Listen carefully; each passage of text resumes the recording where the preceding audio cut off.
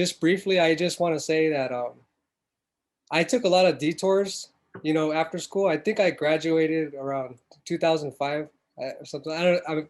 It's vague right now, but like, I had a child at that time, so there was a lot of things going on. But yeah, I really had a great experience. But after school, I had detoured, and what I mean by that is I just worked a lot of jobs that were not related to, doing illustration. Of course it was my plan, and it's not because I became had a family and everything like that, but it's just I think part of it was that I didn't 100% believe in, that I could sort of like go for that career. And then at that time too, there was a couple of big things happening that affected it like externally, which was we were sort of in this transition between analog and digital, and people, and also a transition between print and digital. I mean, web, print and web. And so at right now, I feel like both are sort of embraced, and sometimes you'll see hybrids in production of the two. But back then, I feel like it was, there wasn't really like a hiring platform for it. And also too, it was there were only certain. I was my goal was to go towards like publishing, meaning editorial or like books or everything like that. So when I came out, it was already, we all thought it was doomed, which was really sad because we've invested all this time in studying it. And there was other illustrators that were like peers, and like other students who they weren't even like thinking about going that direction. They were already like, oh, I'm gonna try this, I'm gonna try that, because they had exposure to that. That was good because they had sort of gave me a heads up and like, oh, you should try this and try that. And it was like, sort of introing me to digital or like some other things where illustration exists. Um, but anyways, like it's a long story, but um, I pretty much zigzagged until I finally came back to being in I'm a full-time illustrator now, and that barely happened a few years ago. That doesn't mean that I wasn't illustrating at all or developing my style. It just means that it was sort of on the back burner, but I was constantly adding to it, constantly trying things out, and I was taking in some freelance projects here and there. So the door was still open, but it wasn't like today where it's full time. And I feel like now, uh, 16 years later, I'm I'm doing sort of the career that I wanted to do after school. Yeah. And so I mean, maybe that's how it is for a lot of people. And I just didn't. I think what it is just having all these expectations, and having sort of like thinking that there's a linear path, and that wasn't because the instructors, told it's not like they said, oh, this is exactly the way the road's going to be. They had given us warnings, but I think I was just really stuck, in my ways, like stubborn. Not only for like what could my career be, but I was also like, in a way, like although I did learn a lot and sort of like transition into new styles, I was very stubborn in some of my own like stylistic habits. And so like the stuff I do now is very much so different than what I was doing in school. I think I was open to exploration, but that was just more like studio practice. When I did my final pieces for assignments given by faculty, some of that stuff from practice was in there, but it was a lot of like just old habits. And I think that's just being very stubborn, and having done graffiti in the past, like I was also transitioning from one, community to another. And so um, I actually, Owen reminded me that graffiti, um, the influence was in my work. I kind of like did forgot, because like I feel like the work I do now is so different. But I mean, I think we all, like we're always developing as designers and artists, and we're always like, sort of like getting inspired and like, oh, this is a new thing. This is better than my old stuff or whatever. You're always like sort of like transforming or taking breaks and then like reapproaching your work and like sort of like erasing it and then putting new stuff out. And but I think those influences remain somehow, you know, because they're just, because you sort of internalize them physically.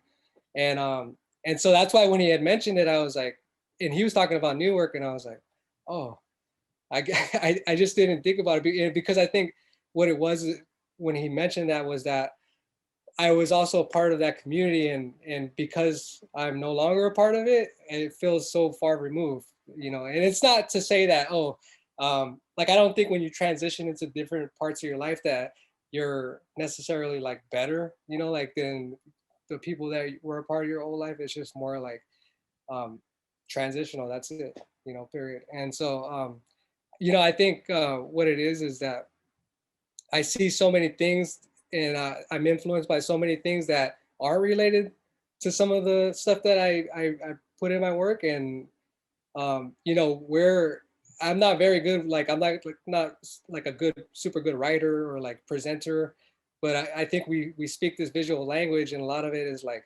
we're as illustrators and designers, we're sort of like mixing problem solving logic and then like this sort of like soulfulness or like feeling, and so sometimes it's sort of like difficult to juggle between those. And you know, a lot of I think what has hindered me in the past is overthinking, you know, and it's being almost too analytical, and that's just, you know, just my own like process of maturing, you know. And so I think back, you know, in thinking back to the past, which I've been doing a lot today because CCA, you know, like just brings up a lot of memories. I think, you know, yeah, just thinking about the past, I was, I don't regret any of sort of like those detours I took, or like, you know, whether I did something that could be seen as like, oh, I'm taking steps backwards, you know, like as far as like, okay, I'm gonna work at this place that has nothing to do with my field.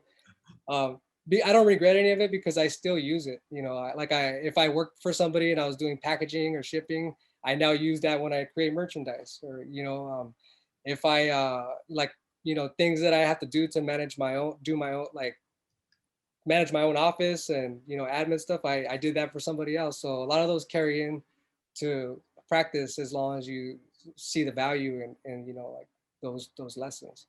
And so Sam, can I ask you a yeah. question? I think I remember that time when you graduated. That really was a transition between the sort of print, and I think a lot of the teaching that happened was really based on editorial and book work.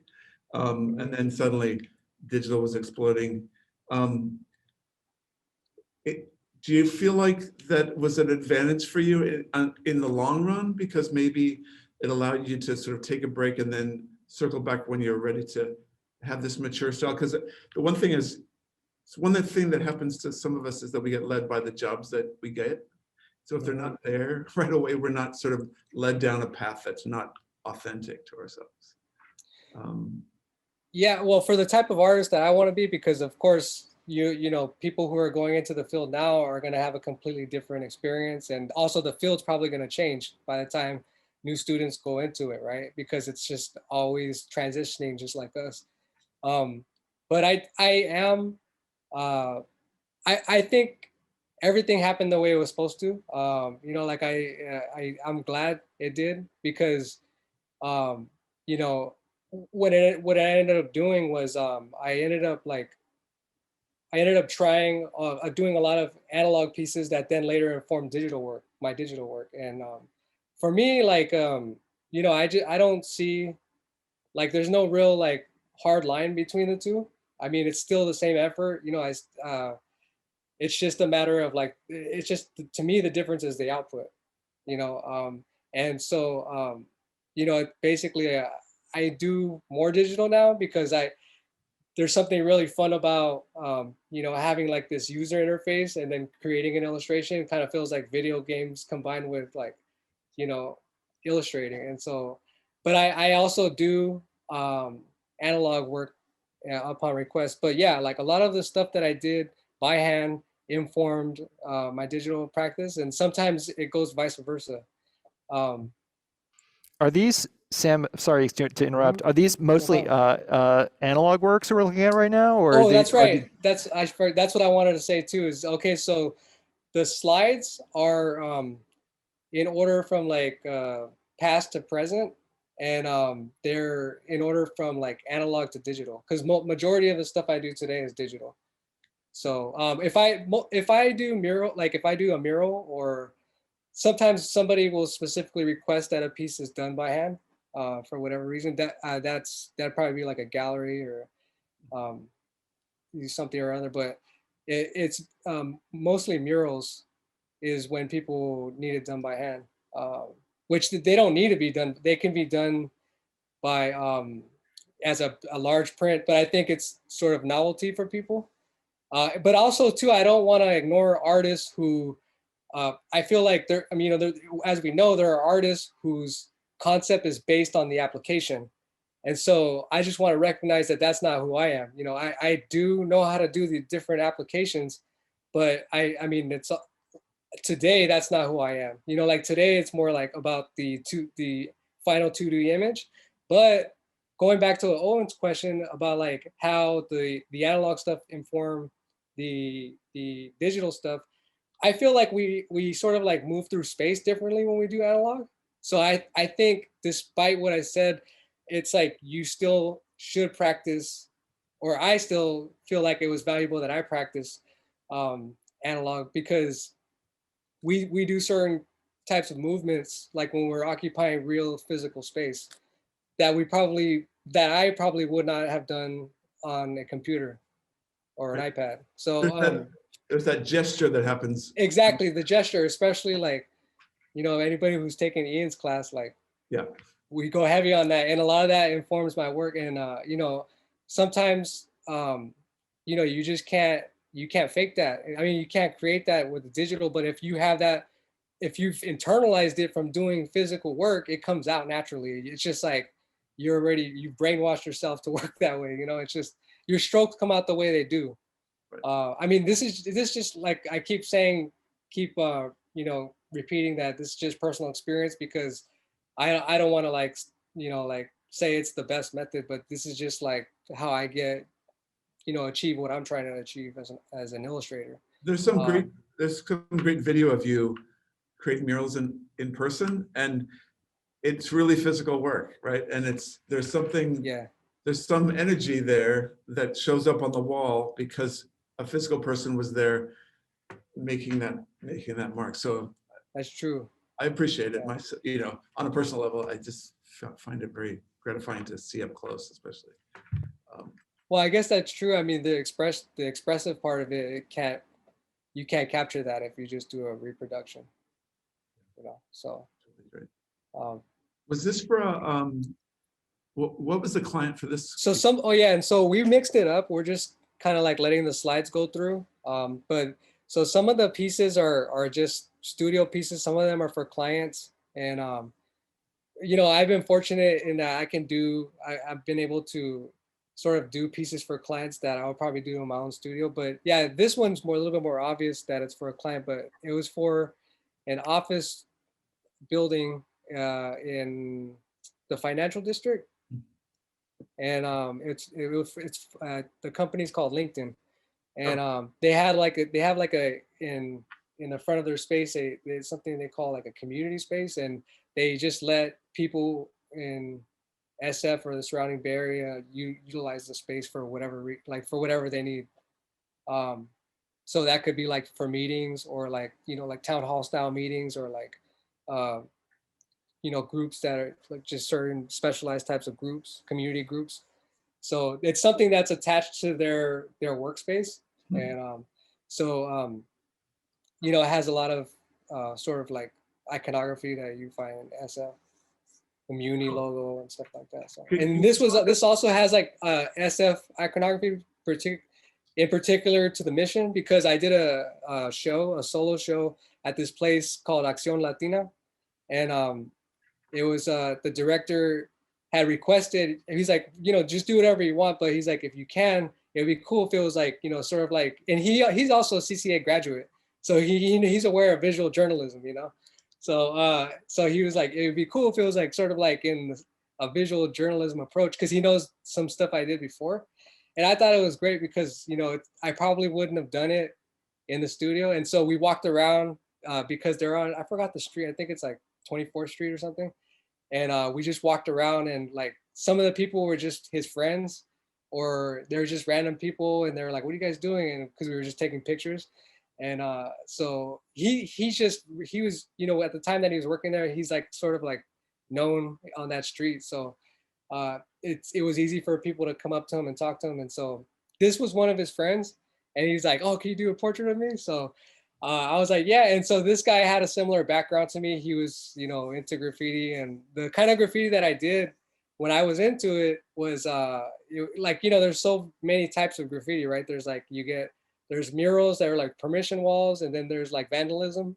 And graffiti artists are very particular about it. I mean, I don't know how it is now, but back then it was very particular. Like if you were like, where I came from, like the kind of graffiti I came from was like, if you did graffiti, it had to be illegal. And so it was like, what me and this guy had in common was we were what's called a bus hopper.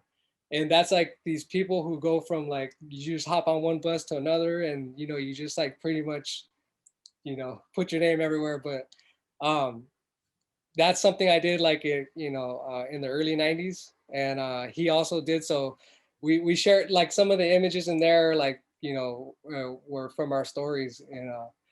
And so, you know, like it was a really fun project, but that was one. You can see more on my website there under my portfolio section. There's like more images from that show, but That's that's yeah. super cool. Yeah, we're glad you survived all those hopping buses. No, it wasn't like that. It was just like you come in with like a dozen people, like, you know, just regularly coming into the bus, and then just like, Got it. yeah. But Yeah, and then this right here it's a mural that was in progress. I think it was from the one on the left was in Kobe, Japan. And I think that was is that a Powwow? 2016. Yeah, that was for Powwow, Japan. That's great. 2016, I think. And then the one on the right was 2017. That was for a commercial real estate client in Koreatown, LA. So that was like 6th and for anybody out there that's from LA, it was 6th and Virgil. Nice. So you might recognize that area. But they did Sam, a development. There's a question from the audience. How did you get involved in Powwow? Oh, well, the guy one of the persons who founded it was but he went to CCA as well. His name was Jasper Wong. And he when he started creating them, he would invite several different art. At first it was very small and intimate, so you just went off of who he knew. And I was one of the people he knew. I actually he was graceful enough to let me stay with him in San Francisco because I live in San Jose, so I'm 45 minutes away. And when I was going to CCA, you know, I had to commute every day, and, you know, at the time. And so it was a few nights a week I would stay at his place. And so that we got to know each other, and then, you know, we've kept in touch throughout the years. And that's how I got him. I'm not so involved in it any longer, but the few that I did was all because of him inviting me. But I think now, since it's so big, there might be like a process to getting involved. So I was lucky enough to you know, participate in it. And it's a good lesson, right? It's a good lesson for you know, for students to be friendly with your neighboring students, because they'll give you jobs. They'll want to collaborate, right? A lot of talented folks, you know, to your left and right. These are cool. Oh, this is more of like a community-based mural. It's located at the Mexican Heritage Plaza in East San Jose, and it's the neighborhood there is called Mayfair, and they have an annual event called Mayferia, and they pretty much like they just, it's like a festival where they have like a lot of local vendors and food, and, you know, it's your typical like outdoor festival, but just specific to that region. So there's a lot of like regional stuff, and they asked different artists to like create these small scale murals and they're mobile, so they have wheels underneath, so they're able to move it around, arrange it with the space. So I was one out of the different artists. Beautiful. Did you take any lettering classes when you were in school, or is it? I took graphic design history Mhm. classes, and I did take some graphic design classes. I didn't go as deep into it as I wanted to, but I'm always looking, like, for my thing is, this kind of pertains to my influences too. Is I really loved portraiture when I was getting exposed to deeper into the illustration world at CCA. But originally, what attracted me to art in the first place was portraiture, and that's because when I was a kid, I didn't really have too much exposure to art. Not like, no, I'm lying. It's I didn't have like exposure, like, or at least my mom didn't take me to the museum, or didn't really care or know about it, or basically didn't have exposure to like fine art or anything like that. But the art that I did see, I loved. So the art that I was exposed to, like a lot of us, was like commercial art. So I saw a lot of my uncle's record covers. Like he had a big record collection, and we were always hanging out with him. He was like the cool young uncle, so he had all these record collections. So for me, I didn't really know about the music, and still today, like there's certain references I have in my work, and people who like are like the master of like that particular reference are like, oh, you know about this and that. I'm like, I don't know too much about it. I just like the way it visually looks, because I just am attracted to it. It's either because it's like, nostalgic, or it just grabs me somehow. And so like, yeah, album covers, cartoons, like murals on like the small mom and pop grocery stores, uh, graffiti. There's graffiti around when I was a kid. So that was my exposure to art. And, of course, as a kid, it is what it is. You don't think about it as like, this is art, this is not art. And so I think that really sort of like, burned into my head. And I always knew that I liked illustration, but didn't know what illustration was until later, until people like, until actually like my experience at CCA, because when I first entered into the CCA, I didn't really know what I wanted to do. So when I started seeing that area, I was like, that's where I need to be. Those are my people over there. So that's yeah. This is a piece in San Jose, right? That's in this one. Yeah, I did this one pro bono. This was just this is a laundromat in Northside San Jose, and I just wanted to I wanted to, like, at the time I think in my head I was like, I want to get more into murals. And I changed my mind a lot as far as like what I want to do, but unless it's like I get hired. But if it's a pro bono project, I'll think about, oh, when you're in the studio, you're like, what I want to do and stuff. So for this one, I'm like, I was like, oh, I want to do a mural. Like I want to do try to get better at it. And so I did this. The references for this was my daughter on the right, which it's not really a good likeness. So I'm looking at it, like when you're looking at your old work criticizing, but it's not really the best likeness. I think it could have been better. But on the left is my friend's daughter, and we just have like some iconography like mixed in from the area. Um, there's always a lot of lowriders around there, and it has a very it has like that neighborhood has a lot of history of the community is a history of Japanese Americans and Mexican Americans. So it's a lot of people that have just been there for generations. And so, we were trying to like include elements from that neighborhood into the piece. So this one was just pro bono. And I think I'm glad you brought it into the slideshow. I probably wouldn't have chose it, but I'm glad you did, because I wanted to challenge myself. Like it's like one of those things where it's like, um, you know, creating your own assignments, like it.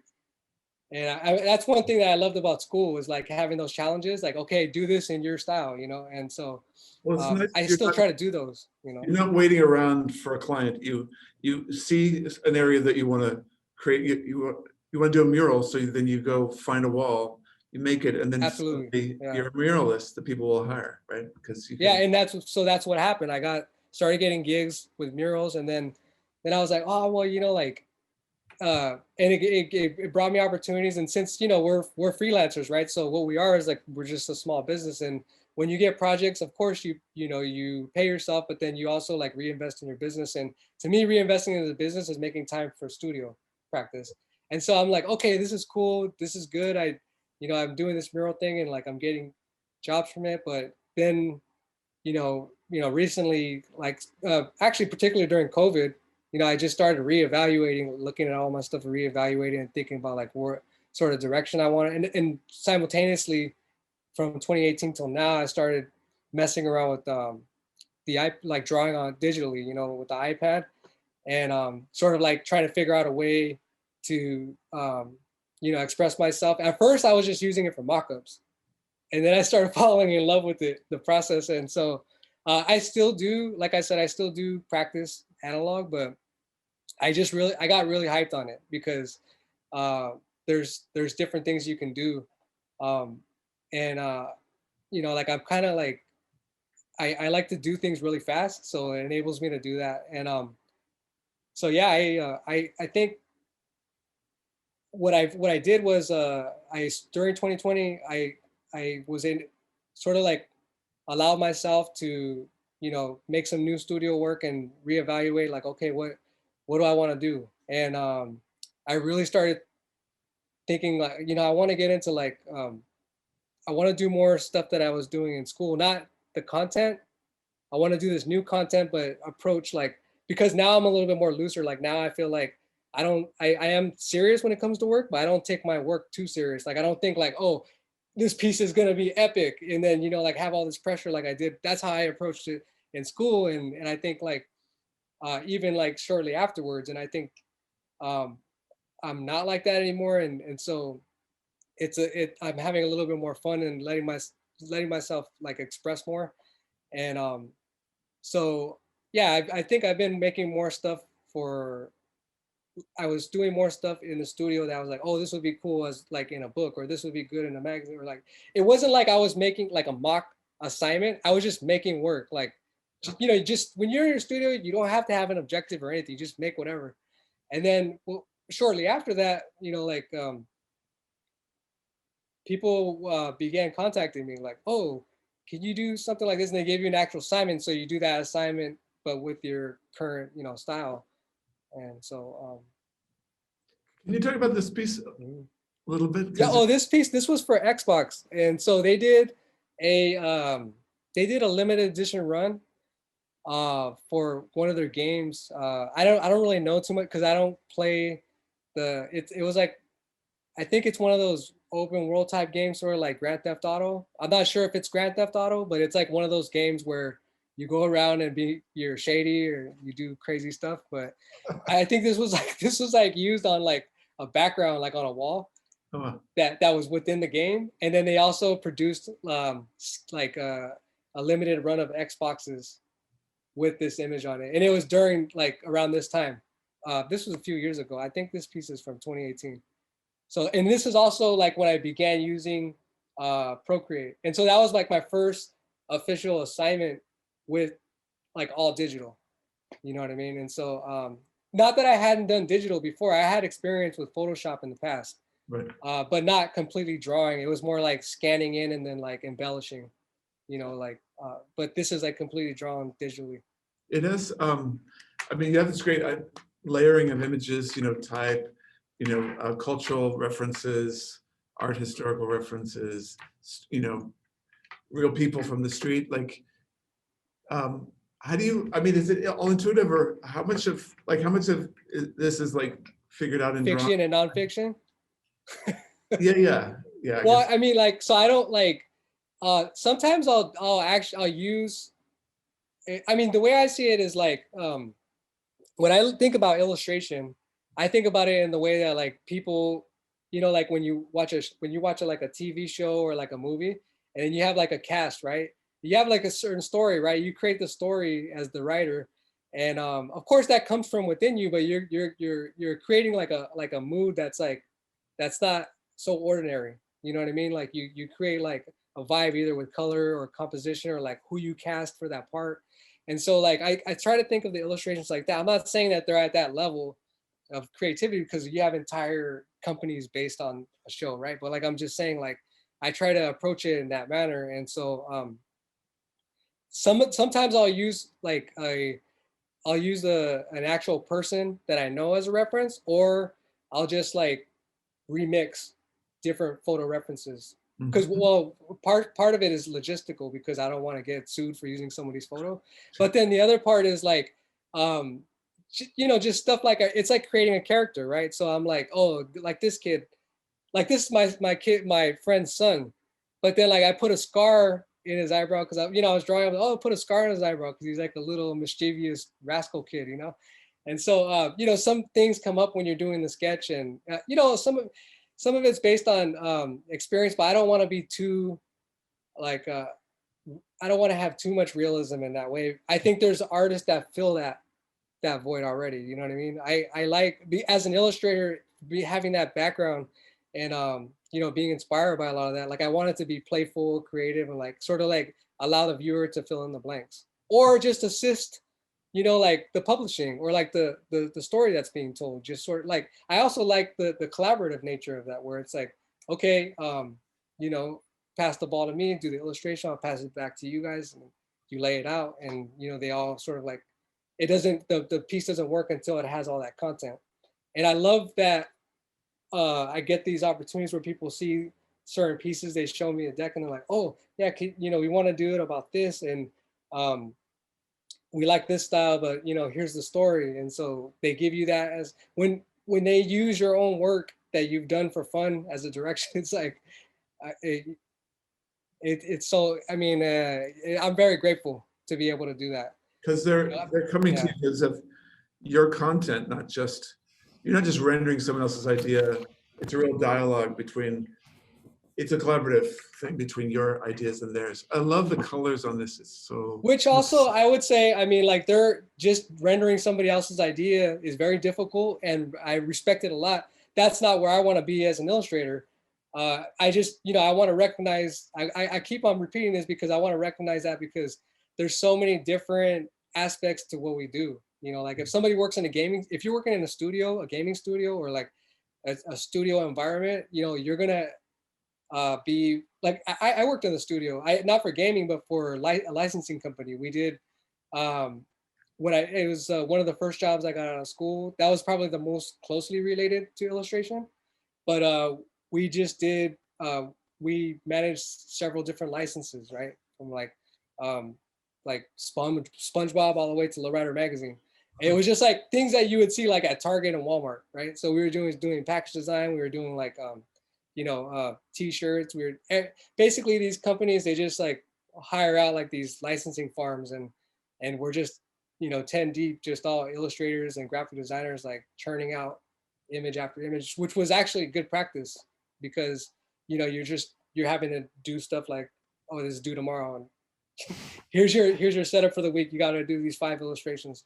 And so it's like a lot, some of that stuff, like I value how much stronger it makes you. Hey Sam, Sure. we've got a question in the Q&A from Edith. You Yeah. mentioned Procreate. Can you share a bit about your experience using doing the Domestika online course? Yeah. I are just curious. Are you going to be teaching a course on there? Who, me? No. Who asked the question? Edith. Edith. Edith. Yeah, Are I'm you not going to? sure. Maybe type in the Q&A there, Edith. Yeah. Might be I was interesting. just curious. Yeah. Yeah. Yeah. She Yeah. It said, was. she said she took the course. She took the course. Oh, Yeah. okay. Yeah. It was very difficult because it was a studio environment. What was great about it was in Spain, so I got to travel, and I brought my wife and my daughter, and it was really nice to. I had never been to Europe prior to that, so that was a great experience. The people were really nice, like all the people who produced it, super nice people. They I feel like they were fair, like they compensated me fairly, treated me fairly. But they are, since it's a production, it's running on very tight deadlines, and I'm not an experienced instructor. Um, it was really difficult for me to get uh, to do certain things, like be concise, or like try to like extract what's like the most necessary for the student. And it's kind of like that's another skill in itself, Mm. and so but what was nice is they sort of like allowed me to share my like my thoughts, like my philosophy on things, And so I would just be I was drawing and, you know, sort of like sharing ideas about process and then about my own personal life. But it was a little bit, it was difficult because we had that illustration that that was a full illustration, and I had to do it that day from start to finish while they were recording and I was talking. So I was a little bit nervous. But I'm glad I did it. You know, like after I finished the thing, it was like, no, I'm sorry. Actually, it was, no, I did half of it one day and then like I had the morning to finish it. So because then we had to do post-production stuff, which was still crazy for me because I was trying to be a teacher. So, but you Edith know, Edith loved it, yeah. Sam. She said it was very Okay, engaging, and okay, she's a okay. professor. She thought it was amazing. Oh, okay. Yeah, Thank you. Oh, yeah. well, I actually brought this up with Owen earlier. I brought up like, you know, when I thought about this lecture, I was thinking about that specific, you know, thing with Domestica, and and I was also thinking about CCA and like sort of like comparing the two and like, you know, also contrasting the two. And I think there are a lot of online tutorials for artists and, you know, resources. But I feel like most of what I've seen is more like on a from a technical standpoint. And you know, like of course somebody could just teach themselves like a technique if they have everything outside of technique already figured out. But I feel like what was cool about my experience at school was like, um, you know, the whole critical thinking aspect of it, and then critiquing one another's work, and then the camaraderie, like being with all sorts of other illustrators, and you know, trying different, you know, studio practices that you wouldn't ordinarily try, you know, outside of your comfort zone. And I think that's where I made a lot of discoveries that I implement today. You know, I didn't implement them back then because, like I said, I was a little bit stubborn with my old stylistic habits, but I do implement them today, you know. And I think what happens is like it enables you to like sort of like be a part of the discussion when it comes to art direction. You know what I mean? And it also enables you not to get bored of yourself or like be a broken record because, well, right now I shouldn't say that because I keep doing singular portraits. So I should start, you know, but I'm just like stuck in that mode right now. But um, you know, that's what I'm hyped on right now. But like, yeah, it enables you to like sort of like look at your work and like critically evaluate it and, you know, like be honest with yourself and like, and I think that's because we had so many hours of doing that. And sometimes it was irritating because you're just tired and you don't want to do it. But I'm glad we did it because it was like, you don't ever really get that opportunity afterwards, you know?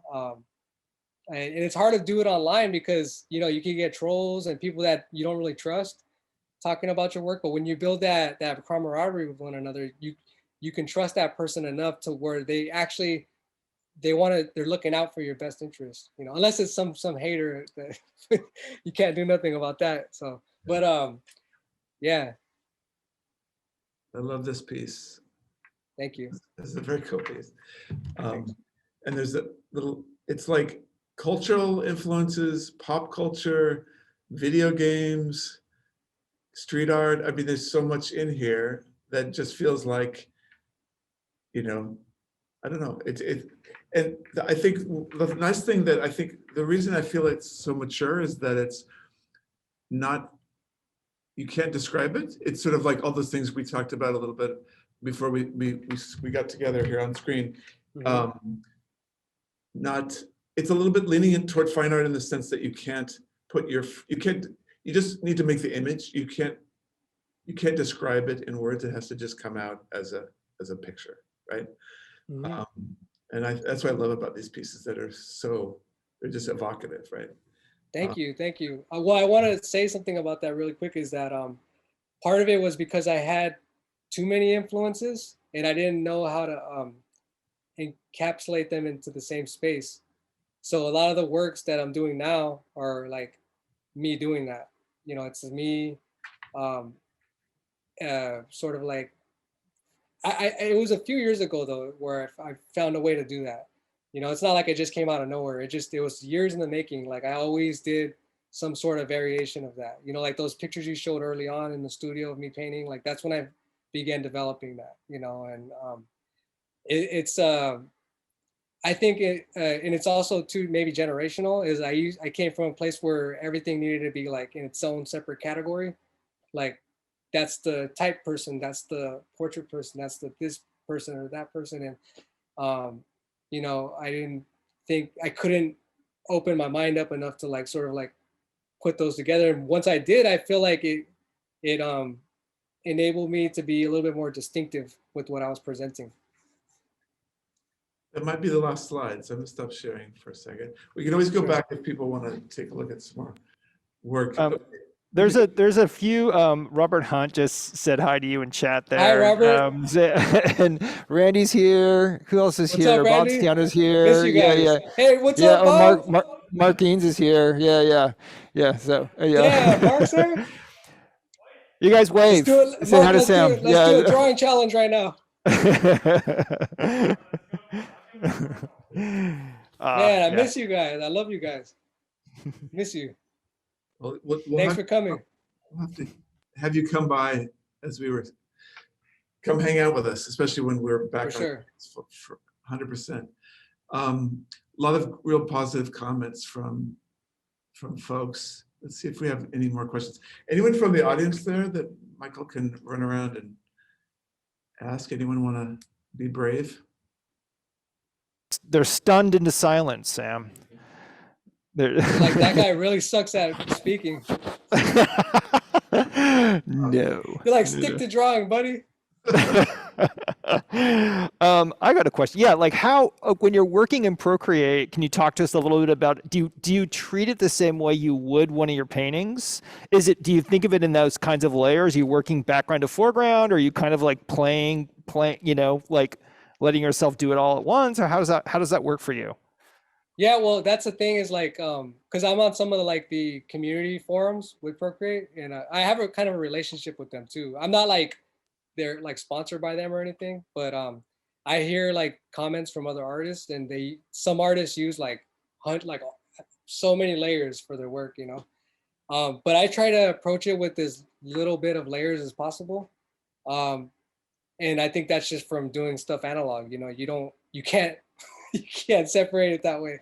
So if it's for an assignment that where they're like, here's the assignment, it's due tomorrow, then yeah, okay, I'll just do random scrappy layers just to like, you know, in case I need to edit it because you'll give it to them. Like, no, can you change the eyes and make them closer or do something like that? But I do sort of approach it that way, but the time difference is, you know, is way different. And I don't think there's as much discovery. I think when I'm doing digital work, as far as process goes, the hands-on process, I'm more, I think the digital work is more about like creating a new image rather than like making handmade, like making discoveries or playing with shape. Like, I mean, you can play with shapes, but like there's a lot of accidents that just happen when you do stuff by hand. And so I think I just mimic the stuff I do that I create by hand. Are you Um, starting with a pencil sketch and then, you know, like oh photographing no, it no, and then I'm doing it completely wow, digitally. all Yeah. right. Okay. So I start off with if I'm just creating a studio piece, lately I've just been hyped on color. So I'll just start off with the color and then just sort of like, you know, build it from there. You know, like I was telling you all earlier is that like sometimes it's just okay, um, I'm gonna just choose, you know, like an actor to create this set, you know, and so like that could be my daughter or like it could be somebody that I reconfigure but has my wife's expression or something like that. You know what I mean? And then it's more like that's an actor in a set. And then, you know, like it just depends on what your objective is in the studio that week or day.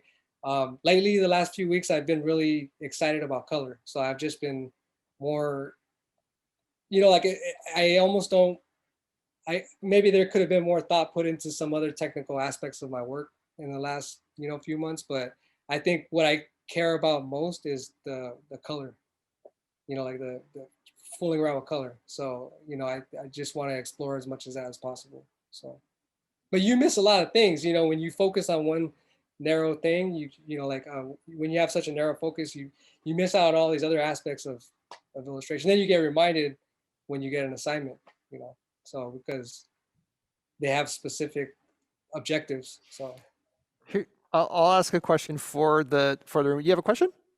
Yeah, go ahead.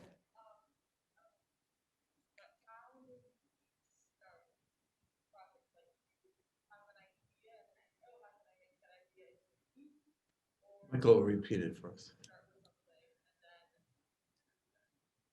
Great question. So the question is, when you start a project, do you start with an idea and then make that idea into a piece, or is it like a more kind of spontaneous? Is there, you always start with an Both. idea, I do or is it, both. okay, Yeah. yeah, Sometimes you already have it. You know, you're already like, this is what I want to do. You know, or like sometimes it's like very obscure. Like, oh, here's like this picture of this transformer, and I just want to incorporate it into the piece somehow. And so it starts with that, and then you just build around it. Or what I like the best is an art director hits you up and is like, here's the assignment. This is what you got to do. And, you know, from there, it's just like autopilot. So those are always fun. Here's But here's a question I bet you uh, some of you yeah. are wondering. How do you find clients, Sam? How do you like Uh, yeah. yeah. It's a little bit of like what we covered when I was in school, like sending out tear sheets, except it's just digital. You know, or like making people aware of you, like in person, just you know, through places that you go. But I mean, with COVID, that's a little bit different now. But it's also through you know social media. Sometimes art directors will find you through there, or through your website, or through online you know searches. Maybe they're looking, they type in keywords, and your work comes up. Sometimes it's like through reference, through somebody you knew, somebody that maybe they're like um, you know, maybe it's they're not, you know, an artists or like, you know, designers or anything like that, but they work in you know, commercial real estate, or like maybe they're in an architecture firm, or like they work in law, or I don't know. It just, it comes from so many different places. And I think that that's one of those things where, you know, you put the net out, and then you see what you can catch, you know, and it's like that downtime between projects, just always like, you know, try to always be making work. Um, I mean, you know, also it's important to be mentally healthy and have a life too, you know, with your, in whatever way you want. But and that actually makes you better, I think, when you're rested. But side note, but yeah, it's a little bit of, it's a little bit of like being proactive, but people don't really like getting cold contacted. So you know, I it's just a little bit of all that, you know. Mm-hmm. I think despite having like a social media presence, I still strongly believe like the core should be your personal website. Yeah. You know, like I think that the if you have a presence online outside of your website, that should just be a place that points, you know, other like-minded professionals or possibly people who are going to hire you to your, To you your know, your website. home, which is your website, Yeah. or your studio if people can actually visit it. Um, so yeah, I think we have time for one more question, unless there sure. is more from the room. Amelia wants to know, can you talk a little bit about the difference in your experiences with analog versus digital work? We talked about a little bit about this, but maybe the pros and cons between the two. Okay. So, well, I'm a little bit biased because right now I'm just really excited about doing digital stuff. So, so that's where my headspace is at. But the technical pros and cons I think I could talk about is that, well, with analog stuff, the pro is your the expression's more authentic. You know, there's gonna be what I used to think of as mistakes, which are, you know, like basically markers of who you are, you know, your identity. So, um, you know, once you realize that, you start embracing them, and then you start making work that is very distinct to you. And then you start exploring, you know, like concepts, you know, like that sort of branch out from that. Um, and so I think that's like a big pro. But professionally speaking, um, one of the cons of doing analog work is turnaround times. So, you know, I mean, like, it's just, that's just a logistical thing. But I think they work hand in hand. But digitally, yeah, the con would be like um, some of the marks you make, some of the expressiveness or like discoveries. They're not going to be either they're not going to be there or they're not going to be as authentic. I mean, that's just me, my personal experience. This could be totally different because somebody might just be start to finish digital artist right out of school or during school. Um, you know, and I'm a fan of analog. Like I'm even with music and with film. Like if you look at my pieces, they have like noise filters on them because I like 35 millimeter. You know, and so like a lot of, you know, I'm a fan of both.